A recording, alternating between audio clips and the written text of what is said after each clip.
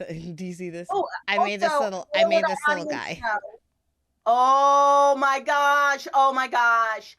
How did you get Spock to look so gay? That is so gay, and I love it. I I love it. asked him, You were like, "Give me the gayest pose and he was ever," because like, that is amazing. "Yeah," and he was like, "Okay." I love it.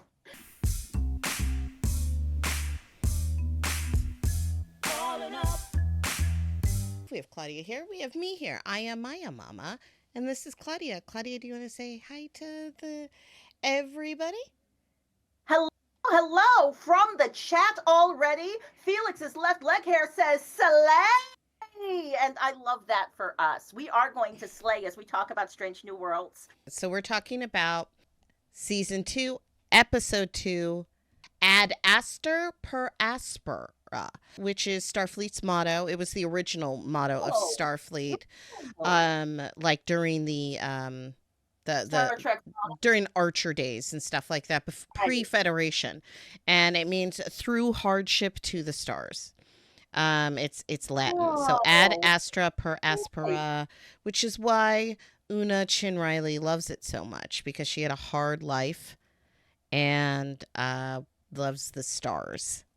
I think. You know, that's really real. That's nice. like the story for so many Star Trek characters. They had a hard life and they joined Starfleet, and that's where they were able to find their found family and figure themselves out. And Astra per Aspera. Okay, I like it. Yeah, to the stars through hardship. But this is spoilers, right? Spoilers for this. Huge spoilers. We are literally telling you the plot here. I am about to tell you what happened on this episode. So you can't get mad at me now. First, cut to the past. Little Una Chin Riley has a broken leg. It glows, and her parents can't seek help. Pike makes it to the Illyrian planet and plays O2 chicken to see Counselor Nira Katul, a civil rights attorney and former friend of Una. Pike charms her with his words and hair, and she agrees to represent Una in her trial against the Federation. Una and Nira have a tense reunion. Back at the Enterprise, La'an puts Nira in Una's quarters. She asks La'an for a copy of the Federation uniform, Code of Justice, and Una's service record. La'an volunteers to investigate and find out who turned their commander in. She tries to get Uhura to do some inky things, and the young ensign refuses. Pike's not current friend. She comes to Pike angry that Una wouldn't take the deal. That was bad, but would avoid prison time. Pike argues morals, and she says things will get worse. They did. They added sedition and asked for 20 years in prison. Also, Vice Admiral, what was it? Pissant? Sorry, Pissant. Pissalt. No, it was not. It was Pissal. It wasn't Pissant. Pissalt.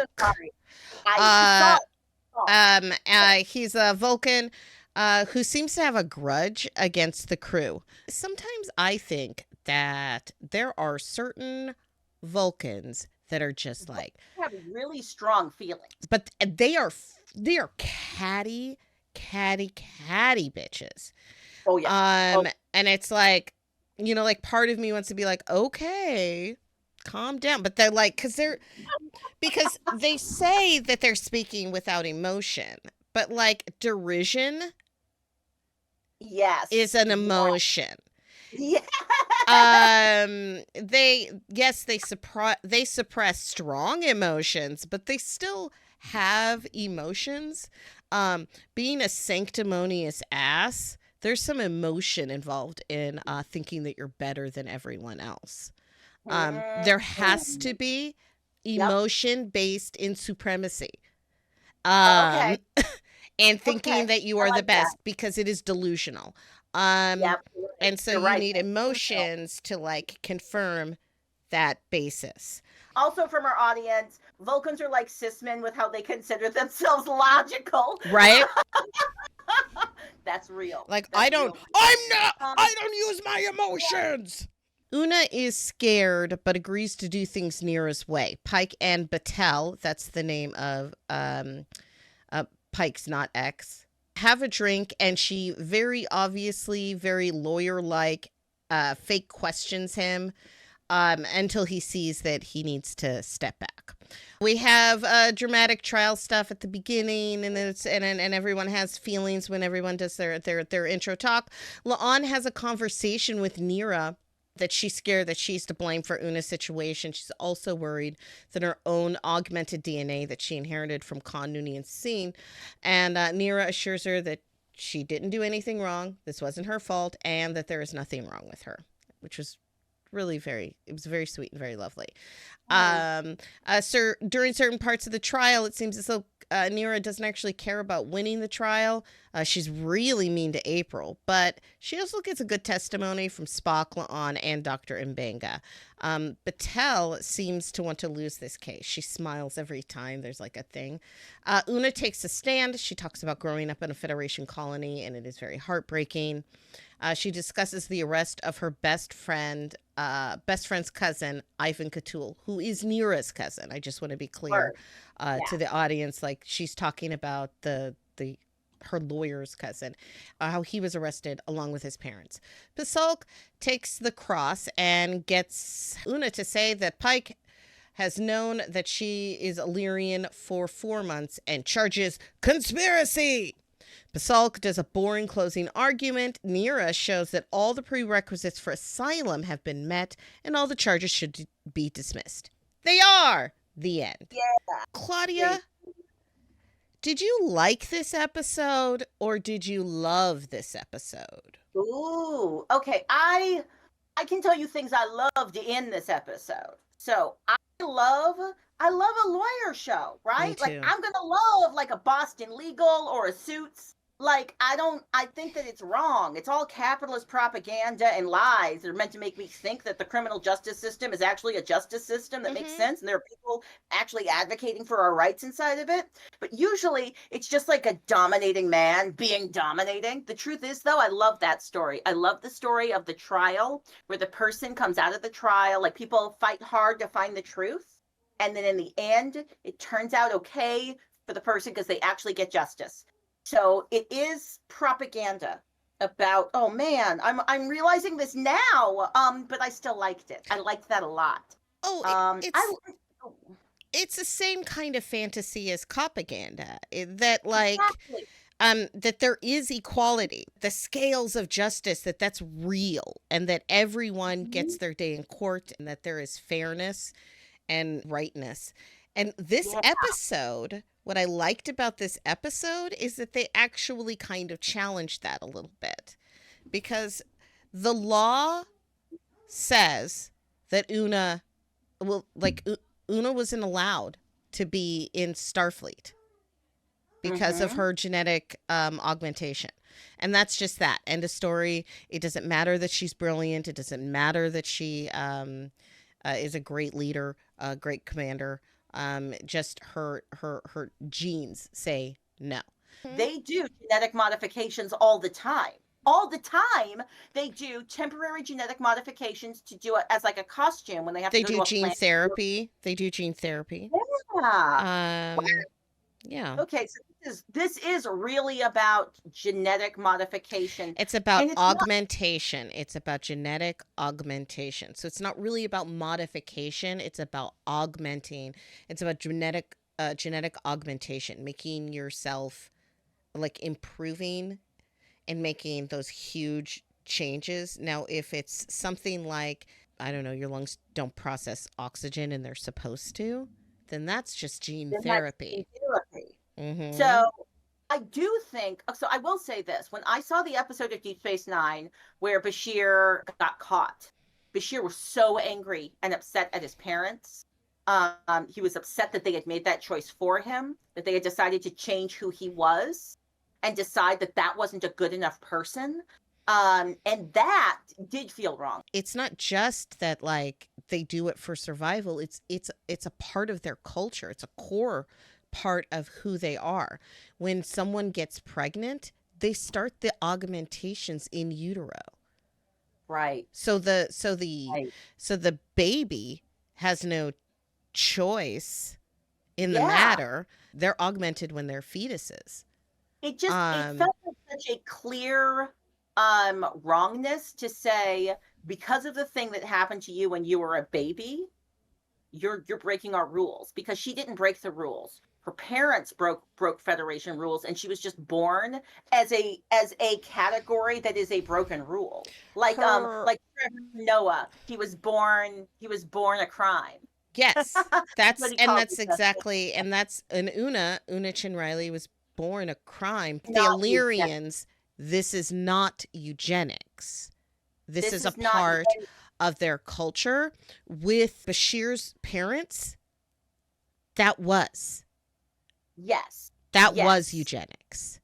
And Yes. that's why it was wrong. Oh, Mhm. you know what I didn't say in the thing? So La'an was doing research to find out who turned Una in. It turns out Una turned Una in because Una didn't want Yeah. nobody to get in trouble for Yep. not turning her in. And like So, that's a move. but when she found out that Una turned herself in, that's when she decided that everything that she was saying throughout the episode about how she realized that she couldn't essentially be in the closet, that she Yeah. needed to live her authenticness and she needed her friends.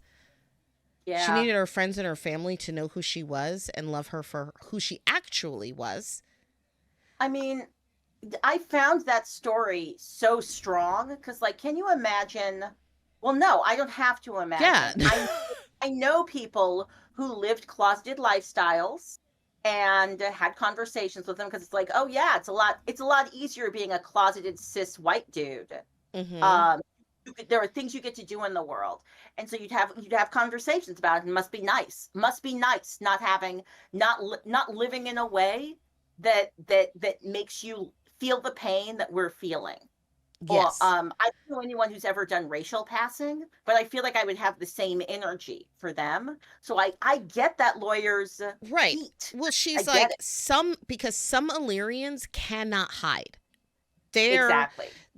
their otherness is more obvious, and some refuse to hide, like Nira. Nira could pass, but she refuses to, and some can't pass.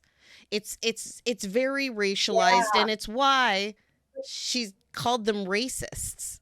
She called Yes. them racists.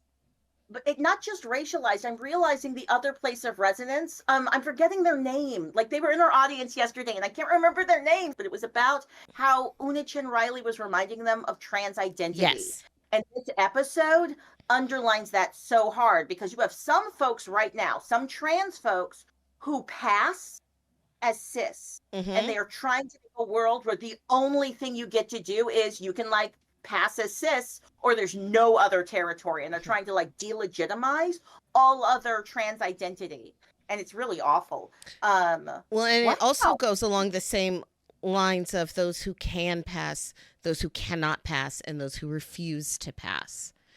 On dealing with guilt that she didn't have to carry at all. Yeah, And that was good. that was really good. And And like her, like that's what she would do. She yeah, would take responsibility for some things that she was not responsible for. Come on. like I had private thoughts. I thought really mean, uncharitable things about my friend that I did regret thinking the next day. And we're fine. But I also really like that there was somebody to be like, you're not broken. Like just Yes. because your ancestors genetically modified themselves, you aren't going to turn out to be a monster. Like the idea that you're going to turn evil, don't think that. And that was that she needed to hear that. Yeah. You were born with a capacity for actions like any other being. And I Mm. think that that was really lovely, really beautiful.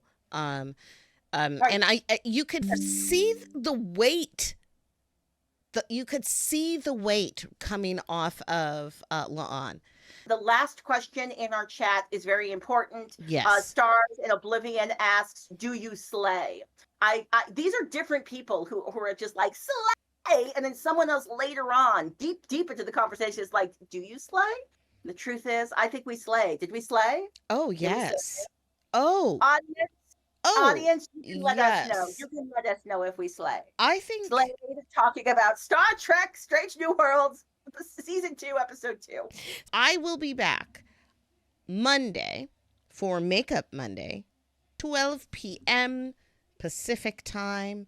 It's a nice chill space, mostly silent, a little bit of chitter chatter, and you can watch me put on some makeup. And then Wednesdays are Gaming for Justice. We're going to talk about game making, game playing, and justice. And then Trek Talk next Thursday. Thank you so much to producer Claudia Alick. For more information on Claudia, check out her socials at Claudia Alick Love on TikTok, at Claudia Alick, and Calling Up Justice Now on Instagram. Special thanks to graphic designer Maya Millslow. To find out more information on Maiamama, check her out on TikTok at Maiamama79 and on Instagram at Maiamama79 and at Maiasplaining. For more information on Calling Up Justice, go to our website, callingupjustice.com. Check out our Linktree, linktree.com/callingupjustice. And our Ko-fi again, ko-fi.com/callingupjustice. Thank you so much, everyone. Okay, bye.